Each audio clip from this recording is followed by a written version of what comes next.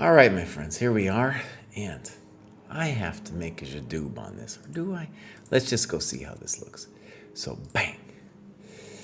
I was doing some other stuff yesterday, and I need to make this bigger or something, right?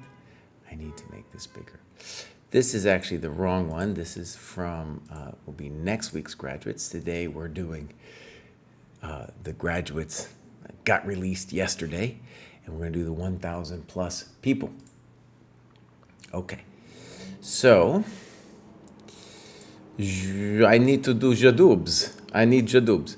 No, like this. Like this. It's so hard to get these things right. It's so hard, my friends. You might think it's easy. No, it's not easy. That's looking pretty good, though, right there. Right? That's looking okay. As you can see, Kevin Sheehan's up there. He is our virtual reality chess player, and he wrote me saying that he has taken on the task.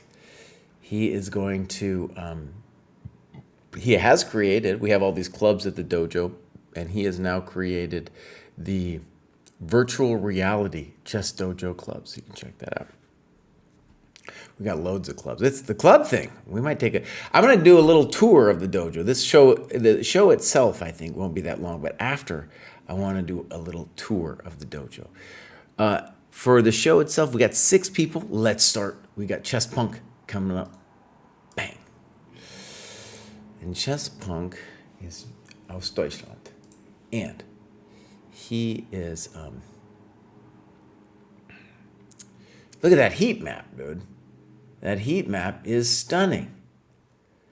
And I just want to say, this heat map thing has evolved, and it's affecting my behavior as well. Like, I'm like, I want to get that heat map going on.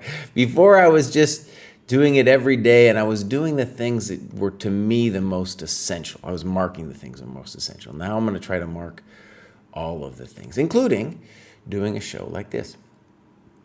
And this is just, I feel like this is a rough draft, this heat map, you know. Anyways, I've talked about it before. We can, improve it. So we had a question from Marble. Is Kostya still involved in the dojo? I haven't seen him in a long time. Yes, he's involved. He went on, dude, that guy, man. He went on like a European chess vacation. And so if you follow him on any social media stuff, you'll see, he was at it. Let me try to get it right. Tournament in Portugal. Tournament in Italy. Then he got a press pass at the Olympiad. So that guy was all around. I believe he's back. We had a lot of dojo stuff that was kind of paused because dude left us, brutally left us, but he is here. Okay, so Chess Punk, this is looking great. We got a FIDE. That's the FIDE boost over here that he got, and rightfully he is trusting more the German, which looks correct. Actually, you can see because of the FIDE boost, when we normalize it, it goes from 16 to 14. Really, what that reflects is this is an artificial boost here, and so when we ran the numbers, we're basically sending it back. We're sending it back. Okay, so this all looks great. Do we have tests? We got 1. We'd like to have some more. Let's go clubs. We got the German dojo. Nice. We had a graduate on yesterday, and he was talking about he finally met somebody at the dojo speaking Spanish, and so cool. So cool. And that's one of the many ways these clubs can be helpful, right? So for people to find people in their own language, same time zone, that kind of thing. Ashkang says, oh no, you're about to check my heat map and it's not looking good. By the way, mine's not looking great either, because I was marking mine like once a week, like I said. So now hopefully I'm going to try to emulate Chess Punk here. All right. So, activity. So we're going to go back 1, and You could see actually ChessPunk is not doing their hours, but is doing their other stuff. And something I'm worried about actually is it looks like ChessPunk has not done any games. We're about to find out if that's true. All right, so here we go. Pop. Oh, we got loads of games. And it looks like we're dealing with Benjamin Nowak. And let's do this third one. No, I was about to do the third one. Because, see, these two are online games, and this is an OTB, which I'd normally prefer, but that's back from April. So let's do this one. And W.S. Lish is part of the training program. Now, before I switch scenes, we don't have the times given. So normally I like to see if that's given. We don't have that, but now here we have this. And I've covered a lot of W.S. Lish's games.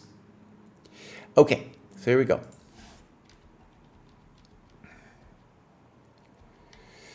Yeah, let's read what he writes. Important pawn structure. If all the pieces were to disappear, white would have a very good endgame. This is due to the 4-3 pawn majority on the queen side. This is where the winning pawn would be formed. However, as long as there are still pieces on the board, black's king position with a double pawn is very stable. Very good. The development of black's pieces is also very simple. And since this structure ensures a more positional progression, exploiting the pawn majority is not so easy. Well said. Yeah.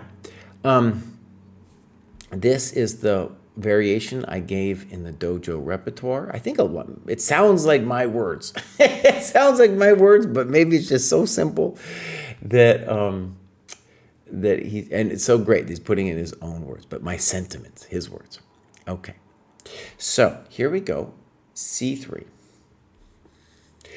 Even if it's the main move, I feel it's a kind of concession.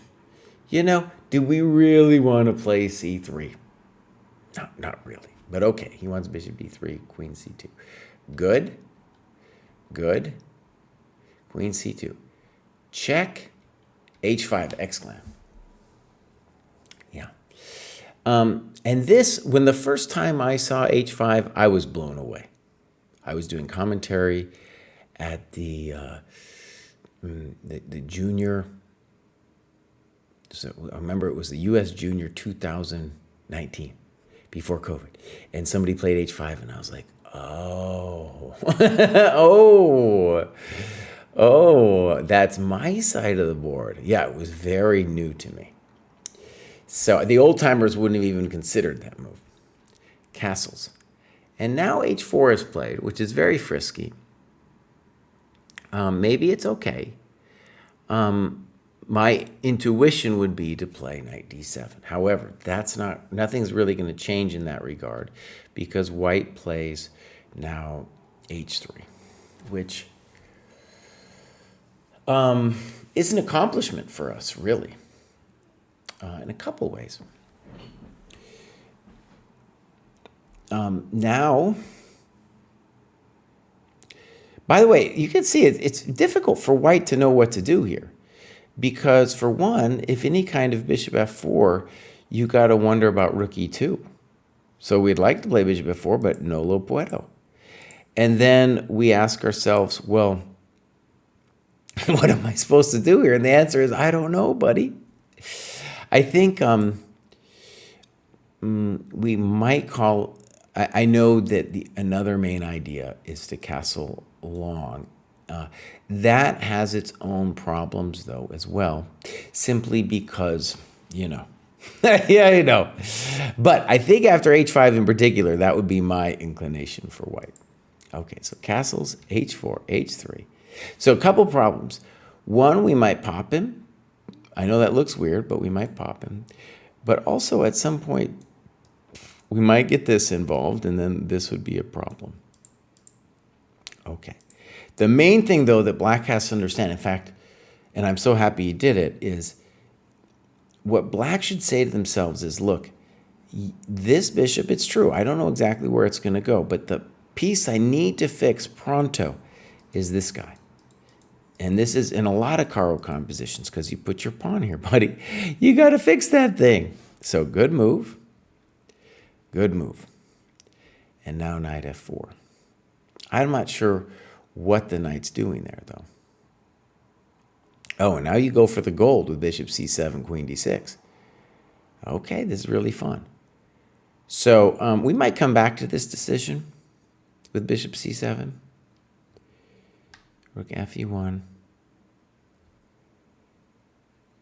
And now c4. Okay.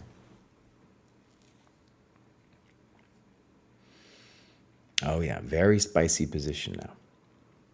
Now let's talk obvious stuff. Bishop c7 shouldn't be a move played lightly, because if it's like what we're saying, we play bishop c7, queen d6, we're like saying, you know what, buddy, we are gonna crush you here, and there's nothing you can do about it. Because if there is something to be done about it, then our problem is that bishop c7, queen d6 isn't solving all of our grief. Now, so let's just see if I can come up with maybe some other moves. I'm presuming that both players are thinking that if g5 comes, knight h5 will be there forever, and that will be too much for us to deal with. Maybe. I don't know entirely.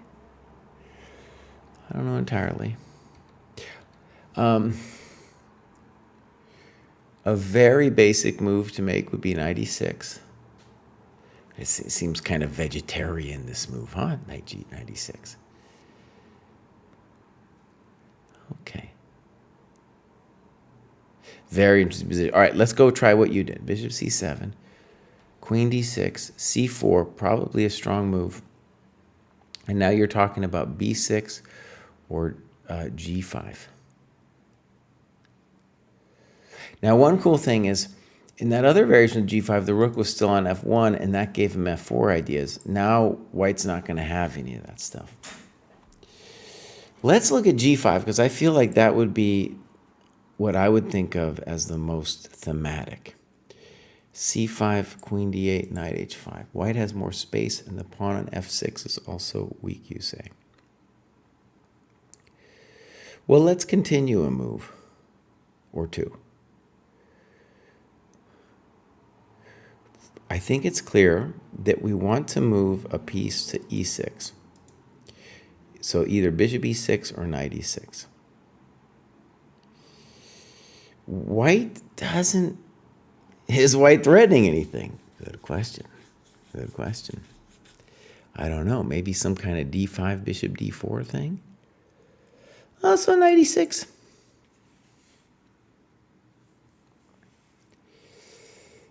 Very interesting position. I don't know who I like better here. No idea.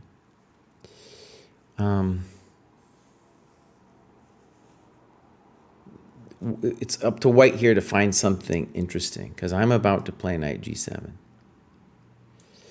Bishop d2 looks weird, but that's the thing, the kind of thing that would scare me, right? So if knight d4, knight f6, if queen d4, bishop c3, still, it's not the scariest thing, this bishop d2. And of course, my default move is going to be to just play knight g7. Now, that does allow him to trade, and then I can conceivably come back. Is it hot? Is it hot? Oh, it's hot. It's definitely hot. Yeah, but see, he's got his own problems. He's got his own problems. Okay.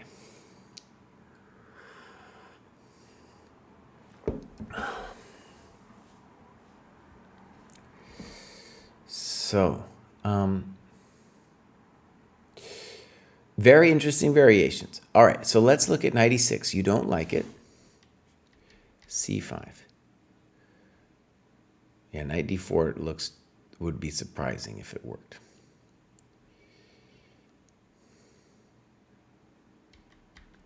Queen d8, knight e6. Well, hold on, though. If you get this position, this is what I don't understand.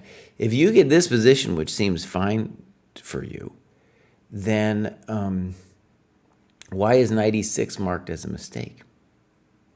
Right up here. Why is that marked as a mistake? Because what you did is very logical. Everything you've done so far. Maybe the guy's got something better than knight e6, but I don't know. I don't know. He might be able to have played, I'm not sure about this, but he could think about queen d2. That's a fancy move, though. That's a very fancy move. I don't know. There's a lot of tactics to be asked if that's actually going to work out, If that's going to work out for us, Mike. In any case, black's pieces are a little jammed, so we can imagine something like this maybe working. Okay. He says he didn't like knight e6 because of d5. I see, good.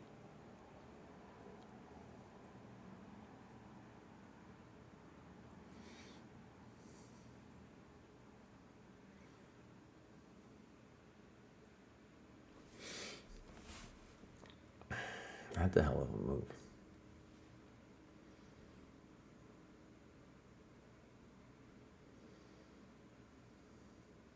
Oh, that's evil. Thank you for pointing that out, Nose.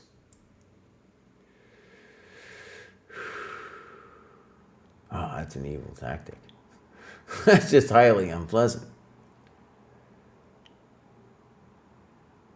Still, let's ask how bad it is. I assume it's terrible. Let's just ask. Pawn takes. Pawn takes. Knight g5. First of all, am I scared? I'm scared. In fact, let's try to just close our legs here a little bit here with knight f8.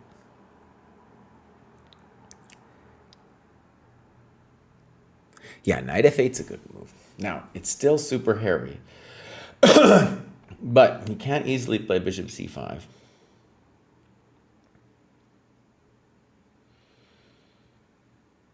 Well, this one's also not so easy. White might have a double exclam move here. I don't know.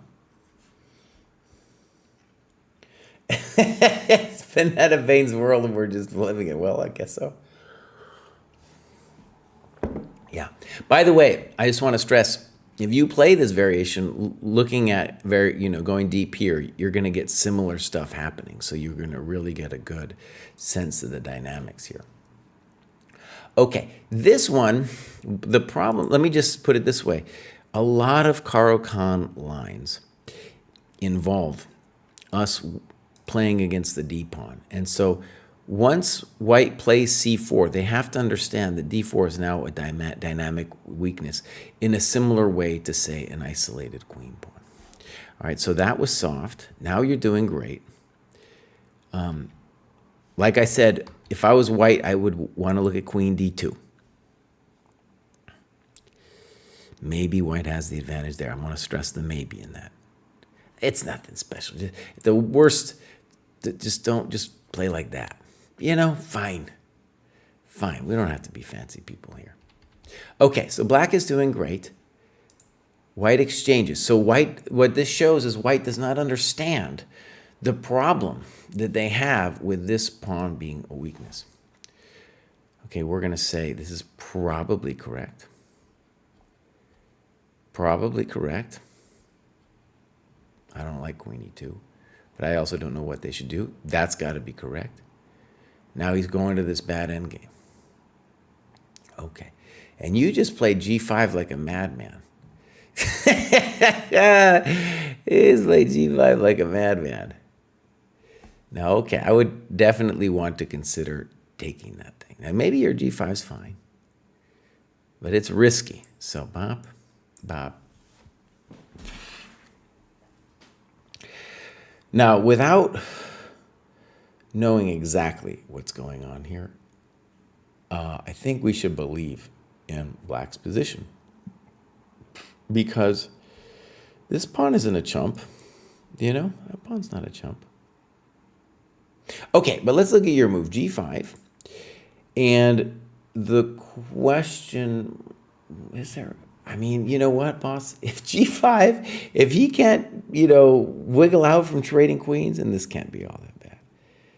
b3, I don't like it. Doesn't make any sense to me. And now you go bishop a5. Okay, this is maybe all fine, but what it feels like to me is that you're wiggling, and you should be really focused on winning this endgame. But maybe you could play chess like this. Oh, look at what you did, buddy. Oh, you're playing this like a real genius, man. Yeah, you're playing this like a real genius. Look at this. That was a great move. Rook e7. Okay.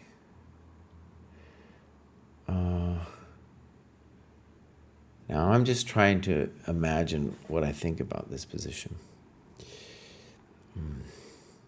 Should be winning. Let's see. King f1. King g7. Now, by the way, you have another... Well, okay, let's leave it at that. f3. King g6. Now, this king g6 is right in spirit, but that's precisely the question. What are you going to do after rook d6? Oh, no, and the milk went bad over here.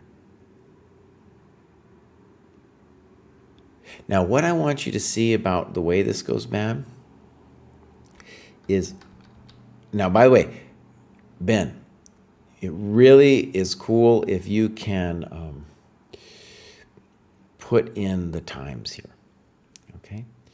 Now, one thing I want to share with you is a strong move you should really consider here is f5.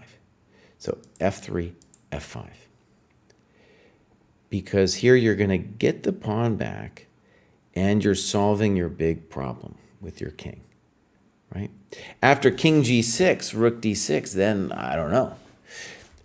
And also what it kind of points to is really in this position dude needed to play here.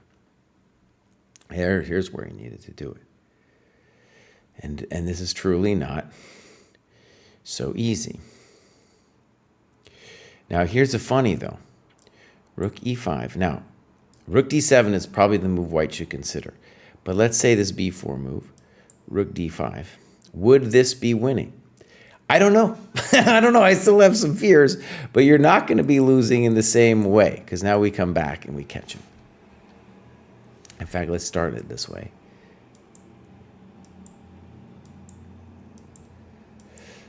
Here I'm worried for your soul too, though, because I don't know how you make progress.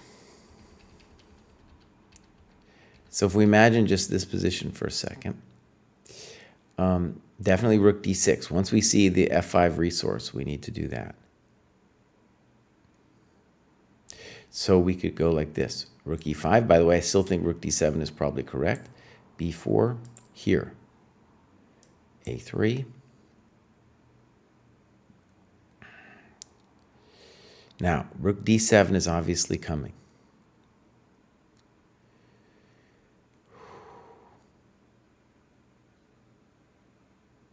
So it might go like this. a5, ba, rook, rook, rook, rook, rook, and you're on top. Right?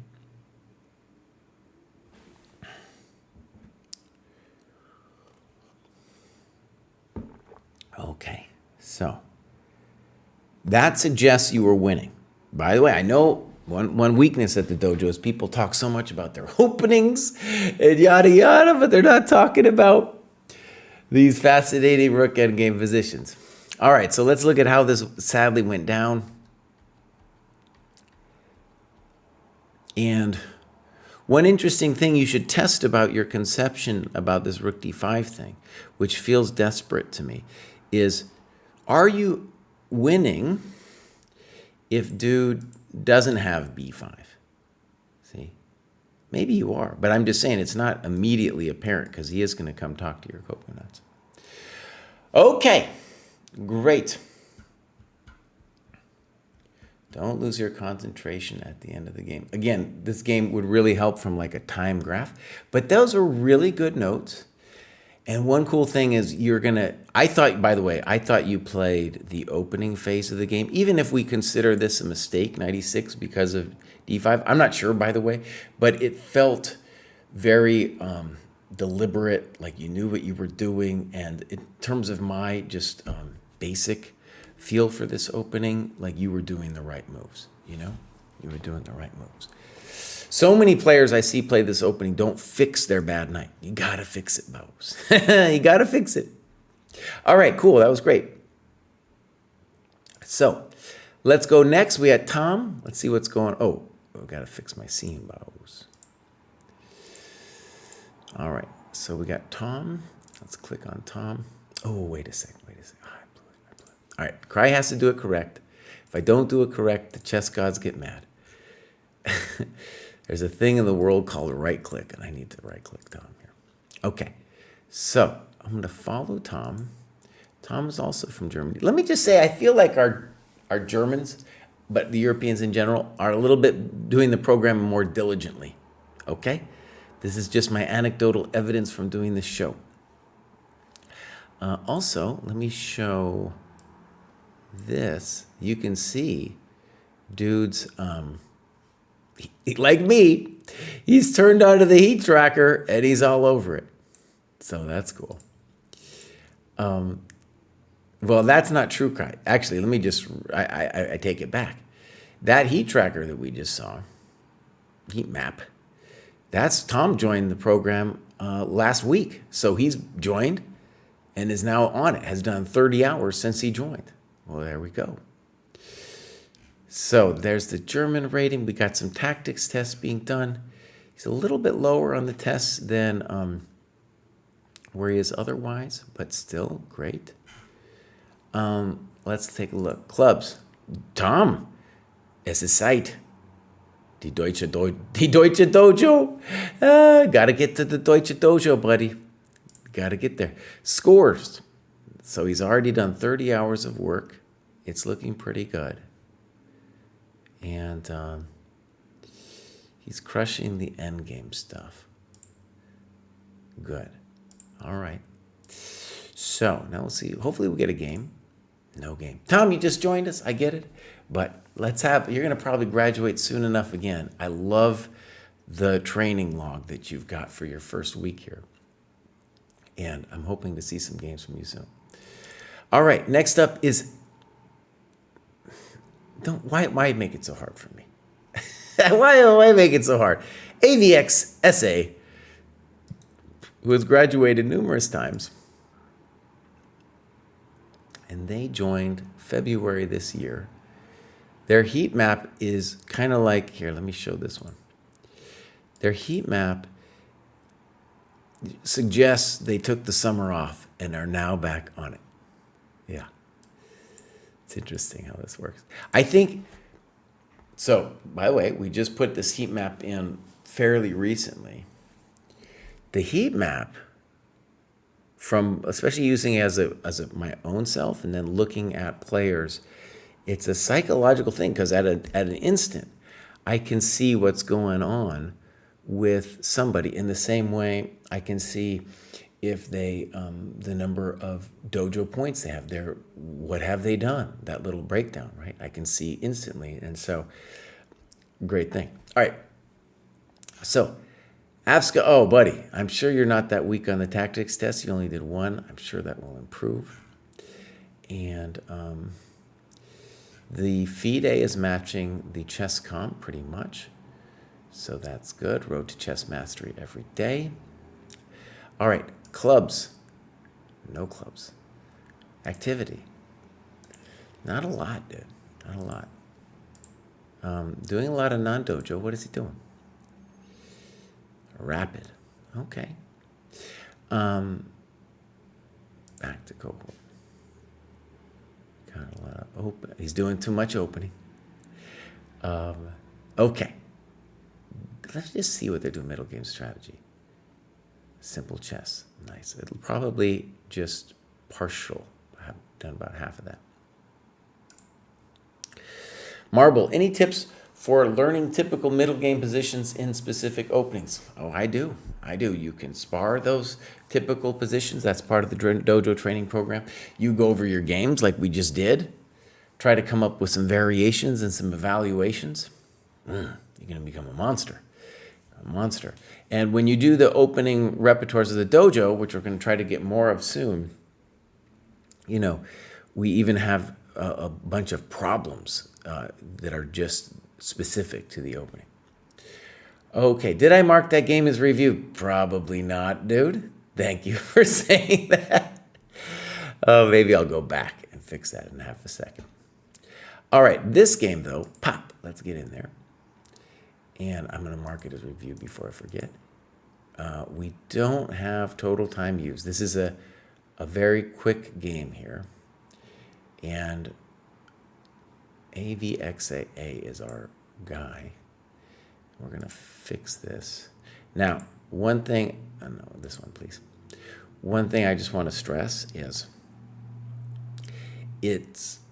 I realize it's hard to find longer games online, but especially now that you're in a stronger cohort, you should not be playing a 15 plus 10 increment, especially for a game that you want to spend some time with, right? You want to be able to think more about it. Okay, here we go.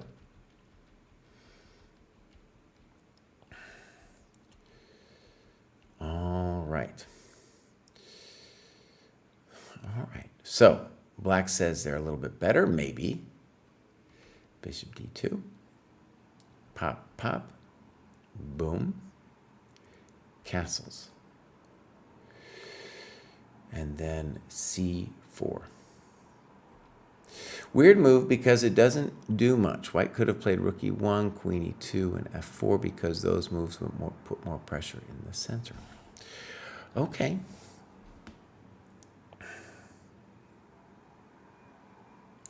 Yeah.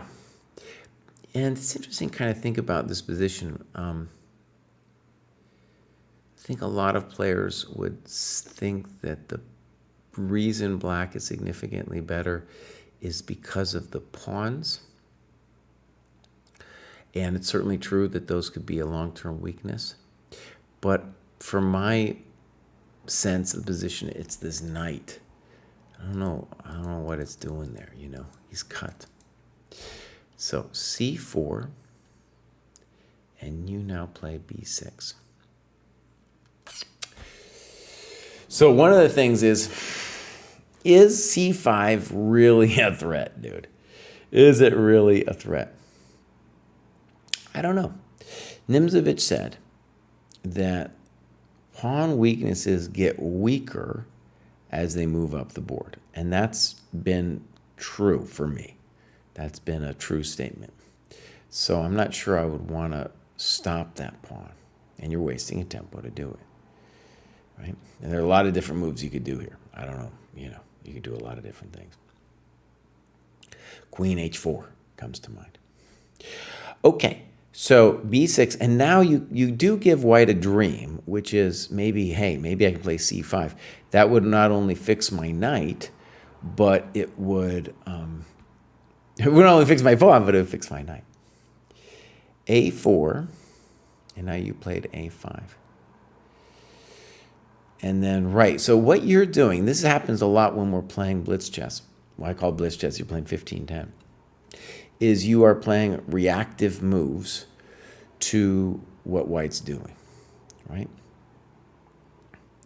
I'm not sure why a4 is a mistake. Personally, I was most concerned about bishop e3, but a4 has a simple intention of saying, hey, buddy, well, I don't, if I can get you to engage with me in my drama over here, then that's always going to be good. I'll play a5, I'll make you think, put my rook active. Yeah, it's fine. All right. a5. And now I want him to play bishop e3. He goes here. Here. I still want him to play bishop e3. Queen h5. Cheap threat. g6. Queen h6. Now, in general, this is black's side of the board. White should be thinking not about mating over there, but rather about trying to organize a move like c5. Rook e8, cheap threats. That's not even a threat because bishop f6, we have bishop f8. All right, so you go around. Now, what I want you to see that just happened is now it's going to be harder for you to stop c5, which is really what white would like to do. Okay, d1, bishop d7. And now it's definitely time for them to at least consider c5. Knight d2. After all of that, okay. Knight d4, knight d4. And this is very typical. We're seeing somebody now who's just obsessed with trying to give mate. Knight f5. Something spooky is about to happen here. Bishop a4. Now, by the way, when you do bishop a4, you should definitely give a variation here because it is a little scary, right? Knight f6, takes. Well, we're not out of the woods yet, dude. We still got some talking to do. Stay Inspired says he's struggling with an opening for black. He's rapid 1500. Any opening that makes sense, my friend. We looked at that Caro Kann earlier, fine. Sicilian, fine. E5, fine. French, fine.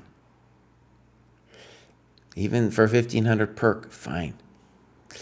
Okay, so the interesting thing is, I talked so much smack about white's position, but then I haven't actually told white. I haven't sold it. I haven't been sold on actually what's going on.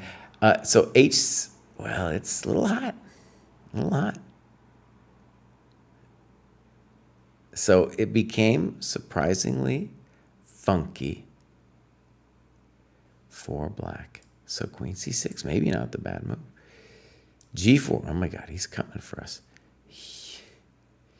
Here, now, we could consider h6.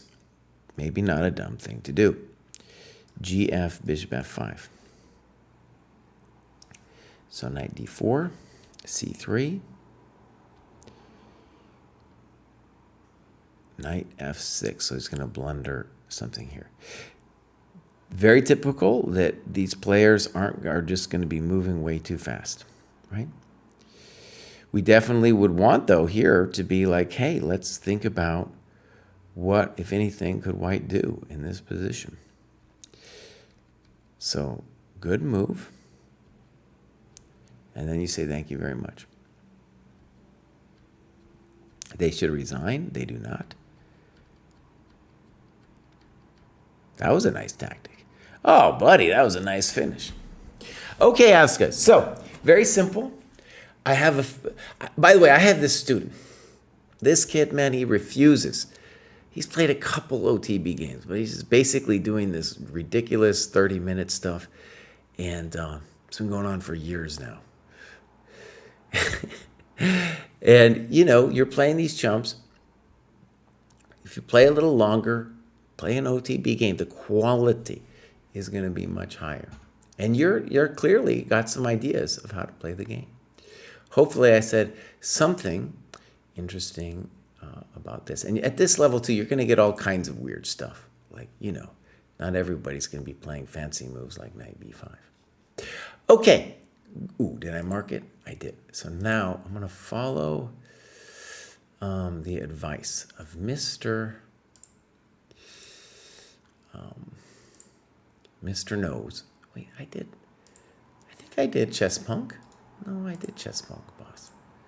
Let's see. I think I did Chess Punk with banana. Yeah, I did. Okay. All right, next up is Robin. Robin doesn't have any points on the board. We don't know what's going on. Robin does not have anything on the heat map. Okay. And we're using Lee Chess Classical. Confirms pretty closely to the German rating that he's got. They got some tactics test, but how come they don't have any activity? This is so weird. So I don't know. They got, wait a second. So in the 14-15, they've done apparently nothing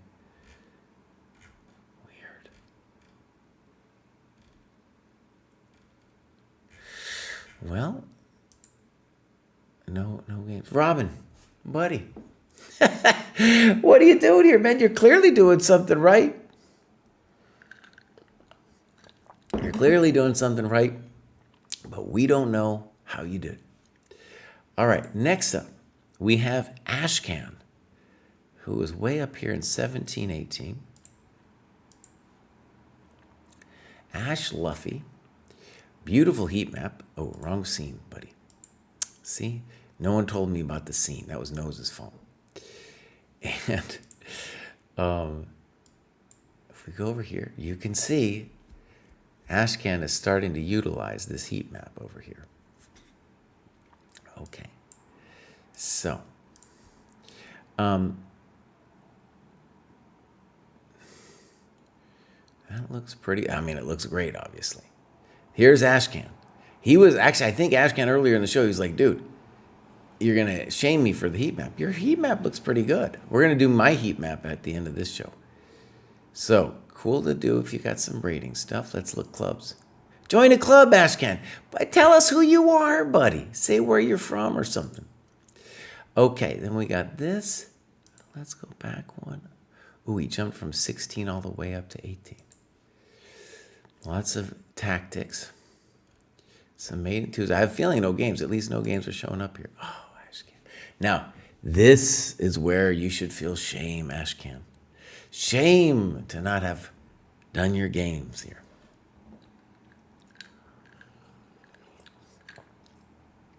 Parmenion, please. Yeah, you can watch without chatting.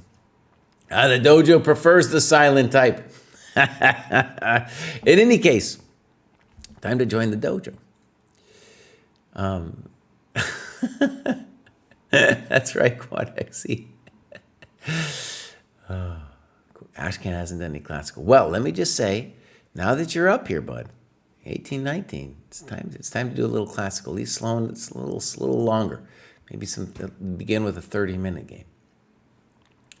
Okay, so, but I like the heat map. That's looking good. Next up, we have Mark Decker. I don't know what's going on with Mark Decker. A lot of times we have the higher rated players and they haven't really been marking anything on their heat maps or anything. Nothing. So let's say clubs, nothing. Activity. Ooh, he's been logging his non-dojo time, which is some rapid, some tactics, and some openings. Okay. I have a feeling we're not going to have any games here either. No. Well, there we go. I'm going to give Mark Decker a follow, though. Okay.